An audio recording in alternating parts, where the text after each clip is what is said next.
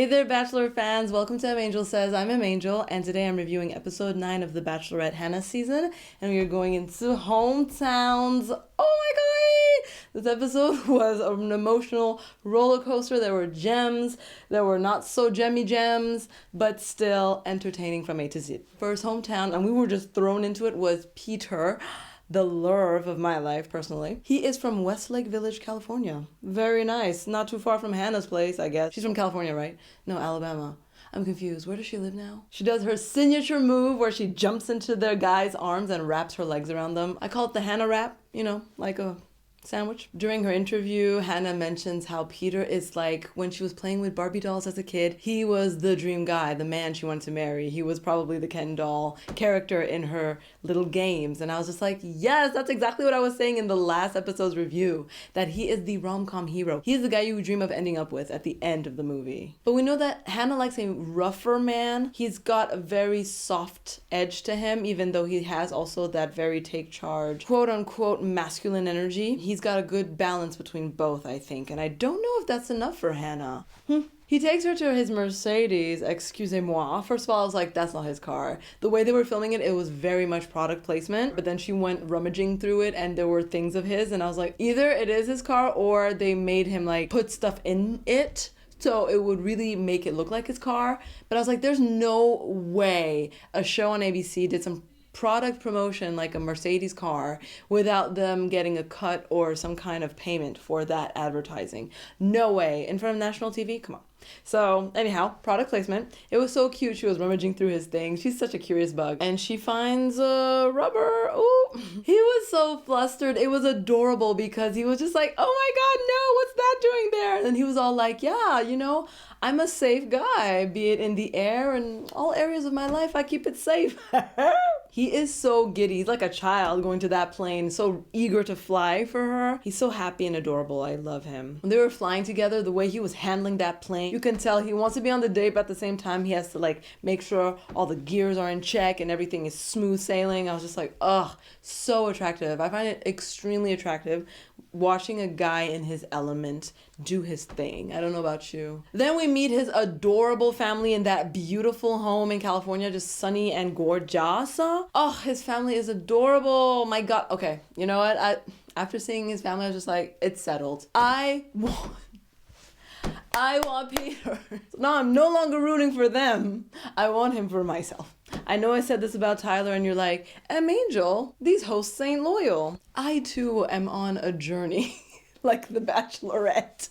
And through these relationships that I've established, I've come to realize that though Tyler is an obvious Romeo, Peter is the one. His brother is adorable and looks so much more like the father, and Peter's so much more like his mother. And they were so comfortable, Hannah and Peter together talking, and it's so funny. She interrupted him and she was like telling them about how he told her that he needs to take time to open up, and she was like, no, we don't have time. Open up now. The mom was looking at her like, They filmed that moment. I felt like she was concerned by this behavior, like, oh, look at this woman interrupting my son, telling him to change for her, and he did. Walking all over him, that's not a good sign. As a parent, I'd be like, this person is overpowering my child in the relationship. I'm not sure I like the dynamic, but they seem really cute and happy, and he seems great. She knows her son is one to give his heart away to the person he's with, so she is wary, and that's normal. I get that 100%. They had dinner together. They did some kind of a German chant, flunch. I was like, wait a minute, he German Cuban? Wait. So first you're telling me that Peter is adorable and amazing and can fly planes. Next you're telling me that he's a sweetheart, he has emotions, he can cry. Then you're telling me that he is also mixed like me. He's German, American, Cuban. What? If he wasn't perfect enough, now he is. I know he is perfection incarnate. And that carnate looking good to me. His brother is so adorable too. So he steals Hannah for a little chat. And he tells her basically, love my big brother, but between us, I'm the pragmatic one. He's the hopeless romantic. So I got a few questions for you. And it's so funny because it reminded me of me and my sister. She's exactly the same. He asks Hannah where her feelings are, and she says that they're on track, which isn't always, it's not the best thing. It's not what you want to hear at this stage in the competition when you're so close to fantasy suites and proposal. On track is usually usually a nice word for, I really like this person, but I don't know that I'm in love or maybe I'm getting there, but I don't know. I'm still foggy. Peter's mom asks him, where are you? How do you feel? And he tells her that he's basically falling in love with this girl. She asks, do you think she's there too? And he admits that he doesn't think so. He doesn't know. Deep down, he knows that she's not exactly on the same page as him. He knows, he senses it. That's why there's hesitation, because subconsciously his intuition, his energy can feel it. I absolutely adore his mom. She was getting all emotional about her son and how much she loves him and how he's such a sensitive soul and he gives so much of himself in the relationship, and she's just like wants the best for him. And I was like, oh my god, I love you, mama. When she's like, I love you, I was like, I love you too, mama. Could you be my mama-in-law? Oh, what a golden family. Honestly, a prize of a family. He is golden boy. Golden. Mama brings up her concerns with Hannah. Hannah mentions that she also cares a lot for him, but she tells Hannah, if it's down to you two, you are welcome into the family, girl. We would love to have you part of the family. I was like, wow. My heart was beating a million an hour. What a welcome, what a warmth, and just love, just so much love. And they were all like giddy together. They're so cute together, honestly. Then Dad and Peter get together for a little heartwarming one-on-one. Daddy also says that he sees a lot of love between them, and he gets very emotional and he cries too. And I was like, oh my god, this family is amazing. They're so emotionally connected, and I loved it. It was so beautiful. A father showing that kind of emotion for his children, I think, is one of the most beautiful things ever. I love it. He wants the best for his son. Oh god, I love this family. I was obsessed with this one-on-one. It was amazing. It went so well. So they're on the bench, the little tiny love seat in front of the house. You better love the person you're seated next to on that bench, because ain't nowhere to go. And you can see Peter is like fumbling over his words, and he's like, I want to say. And she keeps kissing him. I feel like Hannah, with her pursed face, like, don't ruin this moment. Please don't say the thing I know you want to say, but I don't want to say back, so please don't make this awkward. Every time he's like, I want to say, and then he's just like, that I had a great time with you.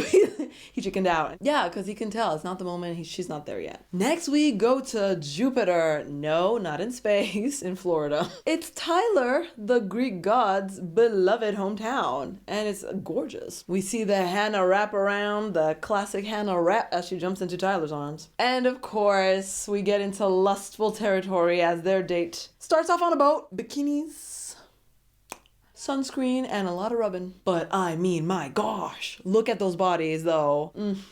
TV ready. They don't have the same concerns that girls like me have, and it's wonderful. It's great for them. So first Peter flew her around California. Now Captain Tyler is boating her. I don't know what the term is. Boating her around Florida. He shows her his childhood home. Beachfront, are you kidding me? Gorgeosity. What success is his father's life in? Like, come on. I love when he cheered with her. He cheered. He said, cheers to letting me take the lead on this date. Oh, okay. Mr. Tyler wants to take the lead. That is exactly the kind of energy that Hannah wants. She says yes, and cheers to learning what makes Tyler Tyler. And he's like, oh girl, you gonna learn tonight. Then I think Hannah asks him, how do you feel about seeing your family again? And he goes into how he's excited to see his family again. He doesn't know what to expect from his father. He hasn't seen his father since he left, and when he left, his father was still in the hospital. What is so strange about Tyler is that he delivers everything with such stoicness. It's very cold. His words are emotional, and he expresses how he feels really great. But in his face, there's just like this pure blankness. It's not cold, but it's not warm or emotional. And I don't understand it. And as an emotional person, and as you can tell, a pretty expressive woman, that would drive me crazy bonkers. They have some pirate fun dancing. Like, he dances like a model. Stiff. I love it. So Barbie and Ken, they stroll up to the dream house bearing gifts. Wow. I thought his parents had financial struggles. When I saw that home, I was like, they bounce back real quick, because that is a mansion. In this huge, large space, they come in. It was like such a quiet welcome. He was like, hey, oh, hey. It seemed like they had already seen him, and they were trying to fake surprise, but they didn't have it inside of them. It was a very muted hello in a very muted looking room, I guess, with a very muted man. However, when he hugged his father, you could tell in Tyler's eyes, finally, raw emotion. He was holding everything back. He's a man who doesn't like to get emotional, clearly. I thought it was interesting the way she was sitting next to Tyler. The energy was different. You know, with Peter, it was like comfortable and like laid back, and she was like interrupting him and getting all giddy and being like, blah, blah, blah, this happened. But next to Tyler, who's like, securing the bag, securing his woman next to him. She was a lot quieter, didn't interrupt him, a lot shyer. And he was just like, manly, telling things, blah, blah, blah. I feel like this is the kind of dynamic she wants. However, she's more comfortable with the Peter dynamic. I don't know. I can't read yet which one she likes more between those two. Papa Tyler expresses his approval of Hannah, that he sees his son as happy and he really loves it. Tyler's happy but keeps it also very muted. Meanwhile, Hannah is talking to his brothers. I don't know if one of them is his brother and the other one is a friend or a half-sibling. Anyways, I mean, this one really looks like Tyler, so I'm pretty sure that's his like full brother. The other Ginger, I don't know. Then we see a heart-to-heart between Tyler and his mom, and now you understand, oh, okay. She's also very quiet, low energy, a bit stern, serious, calm. She looks Native American. She looks like an indigenous woman who dyed her hair blonde. Because I always looked at Tyler's face and I was like, he looks like a cowboy, but has the energy of a native. He's both Clint Eastwood and Geronimo. You know what I'm saying? But yeah, basically she's very calm and not very emotional, and so he learned to be, I guess, reserved because of his parents. Whereas Peter has some very emotional parents who are hot-blooded on the surface. He had that Cubana mom, so you know he learned to be emotional, and that's the kind of family I need. Tyler's dad tells Hannah, I'm worried about my son. She's like, why? Because it seems like he's falling in love. And she's like, oh, daddy, you're so cute. Apparently Tyler isn't one to let people get close. He's not one who had many girlfriends. Later on, Tyler and Hannah are on the love seat. And since this meeting with the family went so well, I guess, he opens up to her and says that he's falling in love with her. Oh, Tyler. Again, he expresses those emotions so well. Those words come out of him so easily. But the facial expressions are so quiet, muted. His face may be made of stone, but that body though in the car, I was like, oh, bring it back. There's a driver. There ain't no driver in the front seat. Save it for the fantasy suites, you two. He was leaving her with a little something like, remember me when you making those fantasy suite decisions. I thought that Luke's date would be last, but it was next up, Gainesville, Georgia. Classic Hannah rap. And then Luke takes her to meet the congregation, his church folk, before meeting his parents. He made a speech about his journey through Christ and how he was chasing intercourse. And all kinds of intercourse, he said. I was like, what? I want to know the details. How were you out here like a savage, apparently? And now he's saved. I'm sorry, but somebody who is like really saved and found God would not be at the center of so much drama in a reality show. If anything, they would be a background character. Because God is stillness. God is love. God is quiet. God is peace and order, not chaos and drama. So it's like, get right with your energy, Luke. Something's off. I don't know. Hannah's just there like an observer. It doesn't feel like she's really connected to him. Again, like I said in previous reviews, she might be keeping him for the show or for fantasy suites. He did all kinds of things in the boudoir. Maybe Madame wants to see what the boudoir do. Everybody in his congregation loves him. They have only positive things to say about him. He's a sweetheart. He's a friend to all. It's very easy in a controlled environment to win people over. The beauty and nightmare about the reality show environment is that it is chaotic. It's that it is out of your control. And they will throw elements at you, and your reactions will kind of shed light into the person that you really are at the core of you. Pressure situations bring out a side of people. It might not be the best side, but it still brings out a side of you. And Hannah has the right to see all sides. When things get tough, who does Luke become? How does he react? How does he communicate? Luke takes her to his home, also a giant, beautiful American home. Like, what? No. These people ain't poor. My gosh. He has a very big, warm, welcoming family. They greet him very warmly and sweetly. Maybe it's not nice what I'm going to say. I'm being honest.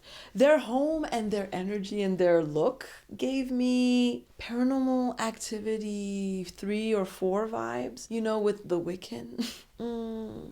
I mean, his mom is gorgeous and young, but she looks like she could make a beautiful witch. Witch is not a bad word, by the way. It's magical woman. Men have turned it into a bad word, but it's actually really empowering to be a witch. Okay. He even has his great-grandmother alive in there. Everybody looking fresh and preserved. Hannah shares with them bluntly the turmoil that Luke caused and was at the center of. There's this moment where they're laughing about it, and Luke gives this really weird fake grin. It was creepy. Daddy takes Luke aside to talk to him, and he's like, he's concerned that this behavior that he hears doesn't sound like his son, and he doesn't understand what happened and why. Luke agrees that he wasn't being himself. I don't know, he'll say whatever to satisfy people. Like, how are you not being yourself? That doesn't make sense. It's like, no, own it. This is part of who you are. And it's a part of you that you need to work on. Hannah sits down with his brother and wife Hannah. His brother looks like Jim Carrey meets Jake Gyllenhaal. Is it just me or do you see it too? His brother says how much he loves Luke. And I love, he said, Luke is one of a kind in so many ways. Truer words were never uttered. Hannah mentions that their relationship got stronger because of all the mess. Again, she's good at being polite because no. Papa tells Hannah that Luke is usually the type of guy who will see people arguing and he'll stop a fight. Well, he's also the one who starts them, so explain. I mean, possibly. When it's a fight that doesn't involve him. I can't get over how beautiful his mom is. She has such a gentle voice, such a gentle, calm energy. Gorgeous. She tells him he needs to show her who he is and all he has to offer. Well, I mean, he had a whole show to do that. He showed her who he is. Trust me, mama. He did it, but not in the way you know him. He tells mama that he loves her and she gets emotional. It was adorable. Mama loves her baby boy. It's their turn on a bigger love seat. We had the tiny one with Peter, the medium one with Tyler, and now the bigger one with Luke. And he tells her that he's happy that they're finally back on track in their relationship. He said back on track the way Hannah said we're on track with Peter. But in this case, it actually applies. They have battle scars in their relationship that has barely begun. I know how I feel with a guy after I've had my feathers ruffled. It's very tough for me to be completely happy and bubbly again, you know? There's always that little hint of like, it's like a stain. It's like a stain on a shirt. He tells Hannah he loves her. She wrinkles her face. You could tell she's like, ew, no, don't do this to me. I love it. And then she gets down to what really matters to her. Macking on him. She makes out with homeboy. Ooh, the lust. I live for these moments. Then during her interviews, Mama says she fumbles through saying, I'm falling in love. I'm falling in love with him. I'm falling in love with him. How hard was it for you, Hannah, to muster up them words? Nah, don't believe it. Sorry, just don't. She ain't falling in love with what? She's in lust. She's fallen in lust. Next, we go to Knoxville. It's Jed's hometown. I'm so excited. So excited. Man, was she excited to see him. There is so much glitter in her eyes, and she's just like, I missed you. Did she say that to the other boys? Well, we don't know. But you can genuinely tell she missed him. So what does Jed do? First and foremost, he does what he loves to do. Music makes the people come together. See, this is my kind of date. As a musician myself, I would love to make a song with a very hot man. Some of you are probably arguing, didn't you make music with your ex? Weren't you guys literally in a band together? Yes. Jed was singing well this time. I was proud of him. He was getting his little vocal cords on. They write a song together. They go through memory lane, note all the highlights, all the special moments they've shared. So freaking romantic and sweet. Live for it. It was lovely. She even said that she wore a dress with little stars on them because of those star-crossed lovers that they met who said that it was written in the stars. Girl, if that's not a declaration of love, I don't know what is. And then they're recording together in the most unrealistic way. Even Hannah pointed to the mic because Jed is singing to her instead of singing into the mic. So they're clearly not recording.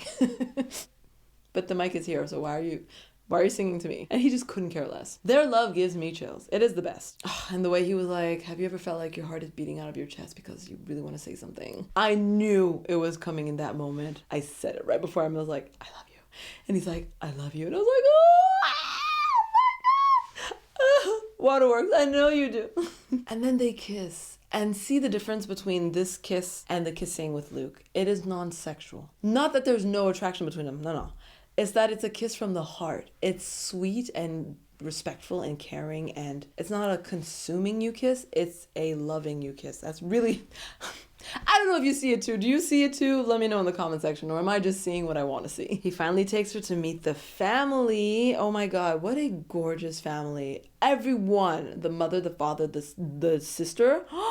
His sister is like a Barbie doll. She's gorgeous. His father is so handsome and like young and fun. He jumps into his son's arms. How adorable is that? So much life in him. And the mom, I didn't even know it was a mom. I was like, is that his older sister? I don't understand. See, this is what happens when you grow up in the country, far from Monsanto products. You can get some fresh produce, sunshine, positive vibes, a happy home, and grow up looking fresh. No city sewage in your cells. No, I'm sorry. Okay, anyways. Oh my god, his dad is on such a Nashville, like the show, Nashville vibes from head to toe. Is he a country singer? He looks like one. Now, where things got shocking was the discussion between Mama and Hannah. Ooh, his mom was shady, yo! My sister and I were bug-eyed. I could not believe she was so shady. The kind of shady that's like smiling, but like, yeah, you say you like my son, but he's one of many, right? Whew, Hannah was taken aback. She saw that the parents that she does so naturally with her, like, I'm a cutesy little daughter-in-law for you, wasn't working with Mama. She got scared. You could see Hannah was very tentative proceeding with Mama. She was not enjoying this at all. Yeah, no, I don't say that to all the parents. I actually am falling in love with your son, and I'm telling you. Right, sure. I could not believe it. Wow. Woo! Scary woman. All with a very tense smile on her face, like, we both know this is for the camera. Even his sister tells Hannah flat out, I love my brother. I care about him. He is all about his dreams and his passion for music. I think that him falling in love with you is a bad idea. I don't think it's healthy for him or good for his career. Girl, wait, what? Oh, okay, that was harsh. Did she mean her brother falling in love in general is bad for him because it'll distract him, sidetrack him in some way? Or Hannah specifically is not a fit for him? I didn't understand, because it's like, you know, you can fall in love and have a music career. You don't have to have one or the other. Like, people are so one-track minded sometimes. Even in my own life, it so annoys me. You shouldn't be worried about boys and a relationship until you have like a real job and a stable life and income and this and that. First comes love, then comes marriage, then comes a baby and a baby carriage. Throw that out the window, okay? Most people don't live like that. Sorry, I'm getting so Valley Girl upset right now, because it's just like, life is not linear, people. You can do two things at the same time. And are they nuts? Are they on crack? Doesn't Hannah live in California, or will, for her career after The Bachelor, like every other person on the show? She's gonna be touring with him. They're social media celebrities now, and TV celebrities on national TV. Homeboy can easily get a career now. A lot of people, a lot of labels, even if he wants to go independent, he can do that now. He has the exposure, he has an audience, he has a fan base. And what, do you think that he needs to be single so that girls will buy his album? I think that's a myth. Honestly, I think it's a myth. I feel like true fans will love you no matter what relationship, and they will just hope for it to end soon. Anyhow, I didn't understand it. I just really didn't understand her concerns and what she was talking about. Jed's gonna become a singer. If he wants to become a singer, nothing's gonna stop him, and not a relationship. And if you're in a healthy, real relationship, the partner you're with brings you up, raises you up, so you can stand on mountains. They keep you on track. They push you further down the track. I don't get it. Mom also expresses her concerns to her son that she wants him to follow his path and doesn't know if this is real because it's a very superficial way of falling in love. Sure, yes, the context is true. Doesn't mean it's impossible, but it is an unlikely context to find real love. However, she didn't factor in the Hannah component. Hannah is a very authentic girl. She's very much herself and kind of bad at faking things. She's a genuine person who is genuinely looking for love, who loves herself and has flaws and is very upfront about who she is. She's honest and real and wants a real relationship. She's actually using the show to find the man of her dreams. She is not using the show to find fame and celebrity. It could be a nice bonus for her. Not saying that she wouldn't be interested, but I honestly think she's on the show for love. Oof, and then you got this shot. It's like family versus couple. My God. It was a really cold send-off. There was no love seat scene where they confess their love to each other, I guess because they did it in the booth. After seeing all the families just embracing Hannah with open arms, and the actual husband's family being kind of reticent and suspicious of this, I was just like, wow. Huh. Interesting. Is that a bad omen? Is it a bad sign? Because I want to believe when you find your mate, the one that's for you, all of the paths will just open up. Like rolling down the street in a car and all the lights are green. That's how it's gonna be. That's how it's gonna feel. But to have the family be a major roadblock, I was very confused because it didn't seem like they had concerns about her specifically. It was more about the process itself. It could be editing. Maybe they're showing us them raising concerns because they all know that we all know that Jed is her future husband. And it's been written in the stars. So the show might have picked the most negative clips and edited to make it look like the family had real concerns. However, even when they were saying goodbye, the energy was low and it was off. They were legitimate concerns. Like, realistically, how are you guys gonna make it work? As a dreamer, I don't like the word realistic. Let me create my own reality. Let me not live in what exists. Let me live in what will be. So Jed is figuring his ish out. Sure. So is Hannah. They can do that together. They can even do long distance for a while if it requires it, if they love each other and they're secure in their relationship. Like, people seeing barriers in your own life is so frustrating. I really dislike it when people bring up their concerns for your life. You're not living my journey. I appreciate it. But seeing it from your negative lens, it inhibits my shine, my light, my hope, my optimism. I don't need it. I don't know. What about you? How do you deal with the noise of people around you? Because the people who succeed are the ones who go, no, I don't care. Yes, I heard you. No, I'm going to make it work. And they make it work. All of that was to remind myself because I'm going through some things right now. Oh, Hannah is gorgeous. I don't know where they are, if they're in Florida or back in California, but wow, this location is breathtaking, and her dress and this shot, I just wanted to say, brava. I love it. She talks to Chris about her concerns that she has no idea what she's going to do. Chris looks exhausted. He was not listening to her at all. He was spaced out, smiling and nodding. His eyes were big when her eyes were big. I have no idea who I'm going to choose tonight. He's like, good luck. Falling asleep. Boy, what did you do last night? This rose ceremony was perplexing, to say the least. My sister was convinced Peter was going home because A, he's not the most masculine. B, she wants to sleep with Luke. I said, nah. If anything, Tyler's going home because she wants to sleep with Luke. And she wants to sleep with Peter. Hello, their chemistry is off the chains. Remember the sauna? But then again, she wants to sleep with Tyler because, hello. And then we know that Jed is husband, so it can't not be Jed. Even though the meeting with his family didn't go as planned, but it might be for the best. It might be a family she needs to win over. They're taking it probably seriously, more serious than the others, because they see it as a truly legitimate relationship that's starting. They see real love between those two kids, and they're like, wait a minute, whoa. This is actually real. You left to go on some reality show. You came back and you look like you are fully in love with this woman. What is happening? Dramatic rose ceremony. She walks off. At some point, Hannah, she has to give out the final rose and she can't. A toss-up between Jed and Luke. Wow. The disrespect is heavy.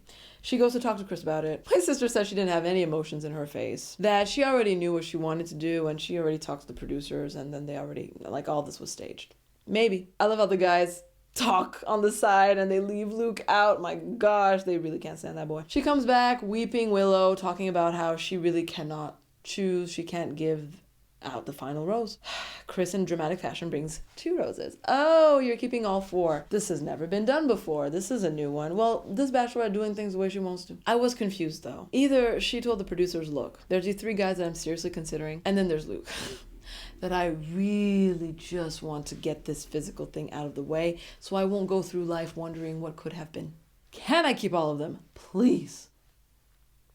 Do we have the budget? Yeah. Okay, sure. Fine. Plus, we don't know what can happen with Luke, so it might actually be interesting to put him and his godly ways and his, like, new chastity faced with fantasy suites. This can only go terribly. Yes. Yes, of course. Keep all 4 of them. And I feel like it was also the producer's decision to make her choose Jed last because the audience, all of the footage we've seen, it's just so obvious that she's fully in love with Jed and he's in love with her. I mean, they freaking said it to each other. So they had to make us doubt. They had to make it a show. I literally paused the show, jumped up, looked at my sister and said, no, she's not about to get rid of Jed. And I said that because in the last episode at the end, I don't watch the next on The Bachelor, but this time I watched it. And they showed a clip of her confrontation with Luke. That's to come. Sorry, spoiler alert. I mean, they spoil their own show, which is ridiculous to me, but whatever. I knew that she was keeping Luke, so I didn't understand. I was like, all 4? It's possible. And they did. And of course, Jed is pissed. How am I supposed to feel when the woman that I'm falling in love with cannot choose between me and a guy who's been a scumbag since the beginning of the show? What does that say about me? What does that say about her taste? He has the right to be pissed. I would be pissed too. I would be upset. He even got emotional. Like he was crying over it. I felt his pain, honestly. I think that it was the producer's decision. They whispered, they suggested, they said this would be better for ratings. Could you please do it this way? But if she wanted to give the first rose to him, probably. Poor Jed. Man, they are putting him through the ringer. But that's not good for their relationship. These kind of games ain't good, but whatever. It's a show. Ooh, okay. Enough said. This has been such a wonderful, wonderful episode. I loved it. What a journey. Oh, cannot wait for Fantasy Suites. Cannot wait. Anyhow, it is your turn to talk. I would love to hear from you in the comment section below. Before you go, please click on that like button to like this episode, I was going to say. And of course, follow Angel Says, the YouTube channel if you haven't already. More content coming your way. And you can head on over to Instagram and follow at Angel Says one word. I'm pretty active. Or Facebook and Twitter. Keep up with the latest on the channel. I really appreciate you watching another review. Thank you so much for tuning in, and I'm sending you so much love. I gotta get ready. I have a date later on tonight. I know, a first date. I'm excited living my bachelorette life out here. I send you love, hope, and kisses, and I will see you in the next episode. Bye.